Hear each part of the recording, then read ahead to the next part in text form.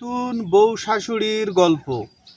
নতুন বউকে শাশুড়ি মা বলতেছে যে বৌমা, বাড়ির পার্শ্বে নদী, সেই নদী থেকে এক কলসি পানি নিয়ে আসো।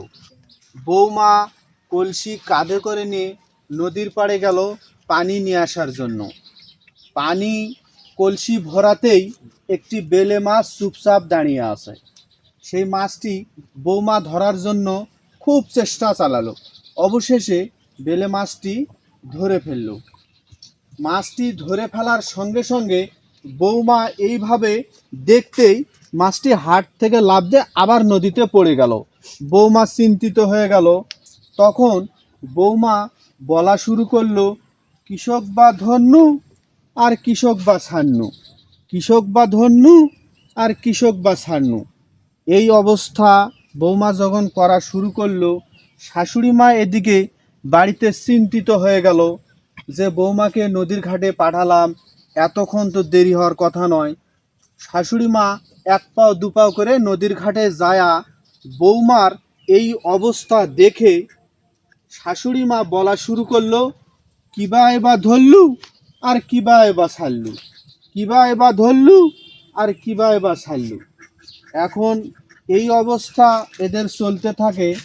শ্বশুরমশাই বাড়িতে এসে বউ শাশুড়িকে না পেয়ে এক পাও দু পাও করে নদীর ঘাটে এসে বউ শাশুড়ির এই অবস্থা দেখে শ্বশুরমশাই বলা শুরু করলো, কৃষক বা আলো আর কিবা এবা হলো, কৃষক বা আলো আর কিবা এবা হলো।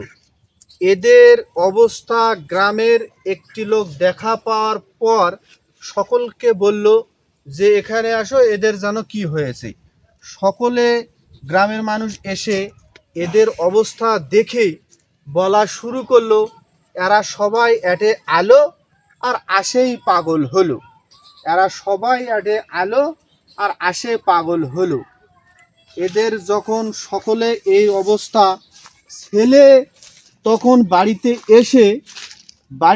এসে দেখে যে বাড়িতে একটা লোকও নাই। ছেলে চিন্তিত হয়ে চতুর্পাশে খোঁজা শুরু করলো।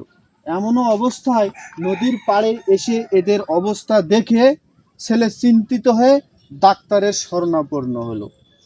ডাক্তার মশাইকে খুব তাড়াতাড়ি নদীর ঘাটে নিয়ে এসে ডাক্তার মশাইকে বলা হলো যে ডাক্তার মশাই, দেখেন এদের কি সমস্যা হয়েছে। ডাক্তার মশাই এদের সমস্যা দেখার পর বলা শুরু করলো, কিবাই বা তার অসুখ আর কিবাই বা তার ওষুধ, কিবাই বা তার অসুখ আর কিবাই বা তার ওষুধ।